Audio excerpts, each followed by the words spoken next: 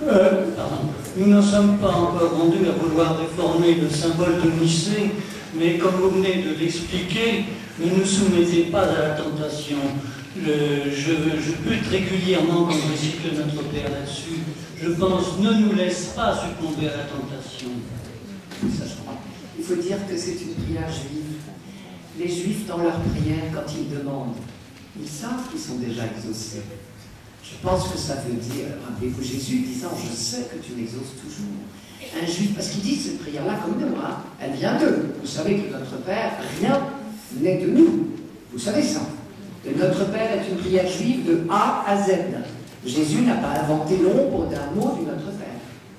Ce qui est même très intéressant. Il a simplement rassemblé des prières tout à fait habituelles chez ses frères juifs. C'est très intéressant comme continuité. Il n'a pas inventé. C'est une sacrée leçon pour nous. Il n'y a pas besoin d'inventer des prières. On a tout ce qu'il faut. Et donc, ce ne nous soumet pas ou ne nous laisse pas succomber à la tentation. Je crois que derrière, il y a l'expérience d'Israël, de Massa et Meriba, cette expérience du soupçon, que j'ai un peu soulevé à propos de Job tout à l'heure. Je sais que tu me ramènes à la mort, tu me veux du mal. Il y a cette expérience du soupçon qui peut nous étreindre quand nous sommes dans la difficulté. Massa et Meriba, je vous envoie à Exode 17, vous savez, ce passage où, en plein désert du Sinaï, au sud du Sinaï, il y avait une oasis, Wadi Firan, ça s'appelle. Ils sont arrivés là, à la gorge sèche, avec la ferme intention de se jeter par terre et boire. Il n'y avait pas une goutte d'eau dans l'ouest. Et là, ça a bardé, hein, pour Moïse et pour Aaron. Et ils ont soupçonné Dieu.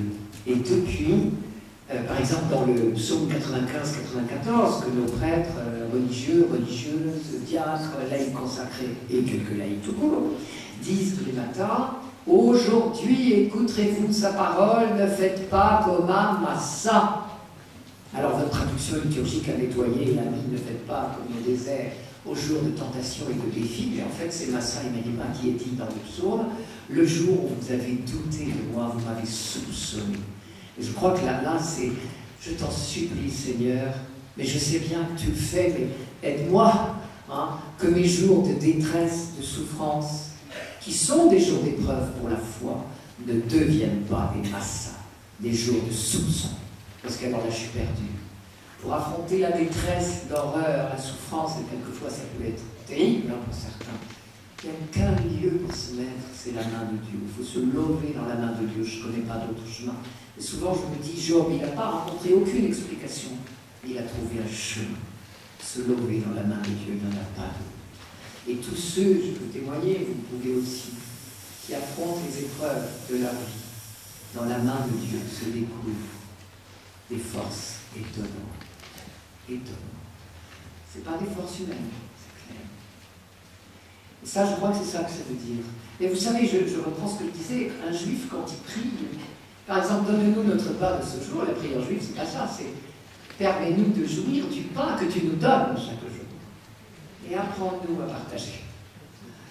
Et là, c'est pareil, je sais, Seigneur, que tu ne me veux pas du mal, mais aide-moi. Je crois que c'est très important. Ça n'est évidemment pas question que Dieu nous emmène vers la tentation. Mais on sait bien que nos lieux d'épreuve peuvent devenir des lieux de soupçon. C'est le pire des malheurs, sûrement.